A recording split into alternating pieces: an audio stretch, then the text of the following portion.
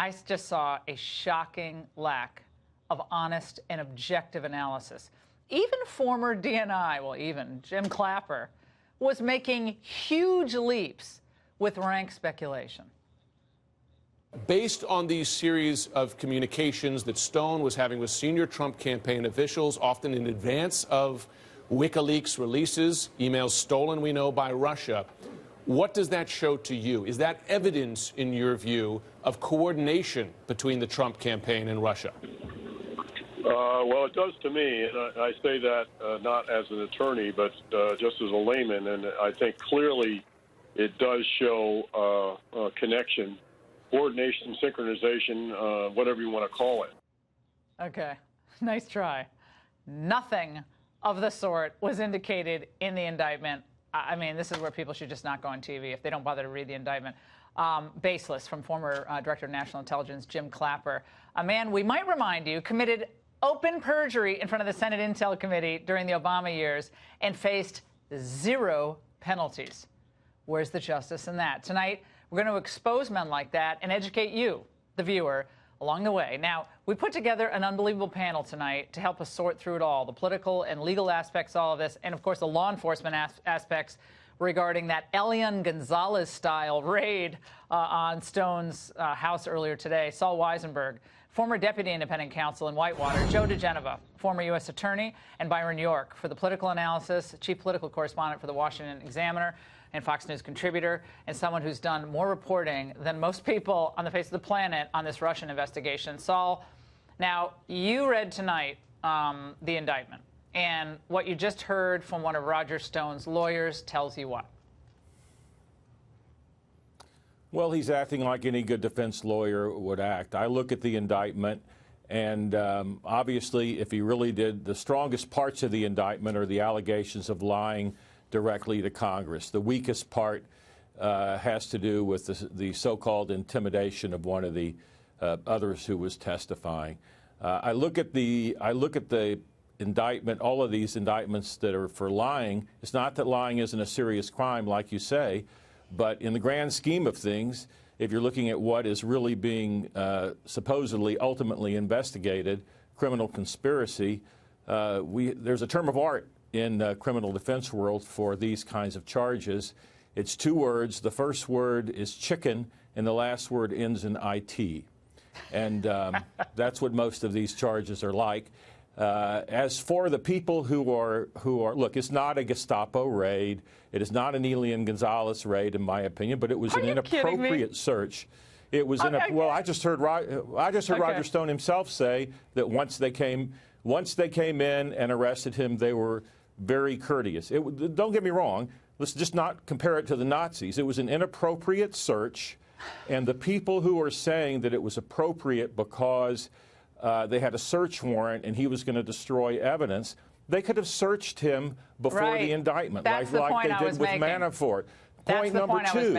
Point number 2, he was released on $250,000 personal recognizance, and I don't think the Mueller people challenged that. So in other words, he's no flight risk at all. And there's nothing in the indictment that says that he was destroying evidence. So it's ridiculous, some of these comments. Yeah, well, I mean, the semantics aside, Joe, I want to get your reaction to this. This is former CIA director, your favorite person, Joe. I can't believe you guys aren't having drinks tonight. John Brennan, making predictions for the next 2 months. There was an extensive effort to try to influence the outcome of the election that involved the Russians, that involved U.S. persons, and that may have gone to the very top of the Trump campaign. I expect that probably within the next 60 days, you're going to have a fair number of indictments. A significant number of indictments. Joe, he can read minds, too. Well, John Brennan was part of a conspiracy to frame Donald Trump. He went to London. He met with GCHQ, the NSA of the UK. He arranged for false intelligence to be fed back into the United States to assist in acquiring false FISA warrants. What John Brennan has to say really doesn't matter. But, Laura, before we move away from it, I want to say that the raid this morning to arrest Roger Stone was one of the most vindictive, unprofessional actions ever conducted by the U.S. Department of Justice.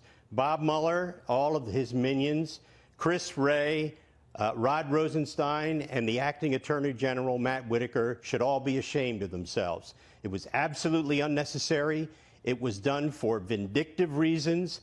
It is the beginning of the final degradation of the FBI and the Department of Justice. And the fact that Chris Wray and Rod Rosenstein and Whitaker allowed this to occur because they were aware of it, they did not stop it, they knew it was going to happen, is an embarrassment to the Department of Justice. And it really, really makes it important that a very serious person take over the department, Bill Barr, so that people like Chris Wray can be held accountable. 29 agents. I mean, I don't care if they bake cookies for Stone. It's an embarrassment. I don't care if they bake scones and brewed coffee for Stone once they got in there. It was the show for CNN. Adolescent It was a total show. 29 agents. What is it, like 15 outposts they needed to cover? Byron York. Yes. You wrote a piece today about it saying that it's not so much what's in the indictment. They could have written that thing in like 3 pages, by the way. It's what's not in the indictment. Explain that to the Fox viewers, please. Well, what's not in the indictment is an allegation that there was a conspiracy between the Trump campaign and Russia to fix the 2016 election. That's just not there. The other thing that's really not there is evidence of any knowledge beforehand of Roger Stone about what WikiLeaks was going to do. The most looked at paragraph in the whole thing is that paragraph that says that on July 22nd, 2016, which is when the WikiLeaks disclosures happened, then the Trump campaign got in touch with Roger Stone and said, what's going on? This was after the fact. But I have a question. Yeah, one more thing, which suggests that there was not a collusion scheme in place and running when it happened. I want to go now to Saul, because, Saul, when I hear Byron describe this, I think to myself, big deal. Okay, big deal. Like, Roger Stone wanted to find out, like, when was the next stuff coming? I mean, they were actually paying for Russian-sourced, false, phony, salacious information on Donald Trump that was sourced in Russia. They were paying a U.S. firm to help disseminate it, including up to John McCain's office and everyone else who had it. And somehow this guy Roger Stone ends up arrested today pre-dawn? Really? I mean, to me, it's crazy. Laura, I'm surprised at you, Laura. I just don't see why you're not more excited about paragraph 12 of that indictment. I mean, I look on MSNBC and I look on CNN, and they're just orgasmic over it. They're just look. That's the first time the word orgasmic has been used on the show. I just want to say, and it is Friday night. This is the paragraph that everybody is so excited about, because it talks about Stone being directed or asked by a senior member of the Trump campaign to find out when the next release is going to be. And look, it's certainly, if true, is embarrassing to the Trump campaign, perhaps. I don't think. Who cares? But what they're think about what they're saying. They're saying that somebody in the Trump campaign, if true, learned about this. There was plenty of reporting about this, and they asked Stone to find out when the next release is going to be. I'm sorry, but that alone is not any kind of a crime, and it's certainly not a conspiracy to hack the electoral system or to hack somebody's computer or to accept benefits from the Russian government. It just isn't. But it's the umpteenth indictment in this case, where people come on like Brennan and Clapper and say, you're going to see a bunch of indictments. You're going to see a bunch of indictments in the next 2 weeks, and it's part of Mueller's master plan to dribble out. It's all part of the master plan to dribble out the indictments, to dribble out the information, and it's just, so far, it's just not there. I want to play for you, Laura. Something. Yeah, go ahead, Joe. Joe, are you going next? Laura, it's very, very important, putting on top of what Saul just said. Every bit of behavior of Roger Stone and the other people named in the indictment and the Trump people, with the exception of the allegations of Stone for lying and obstruction, all the other behavior is perfectly legal. It doesn't matter if the Trump people wanted to know when the next release was going to be. Why is that a crime? That is a legal question. That is a legal question. You can do that.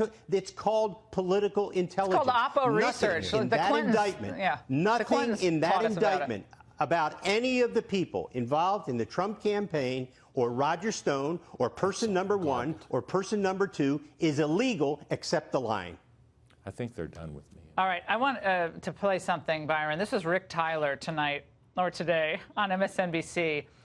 I think it's really important for people, again, across the country who are busy, they're in the kitchen, they're making dinner for their kids, they hear bits and pieces like, oh my God, this is terrible. Like, but I dealt with this as a criminal defense lawyer, reading these indictments.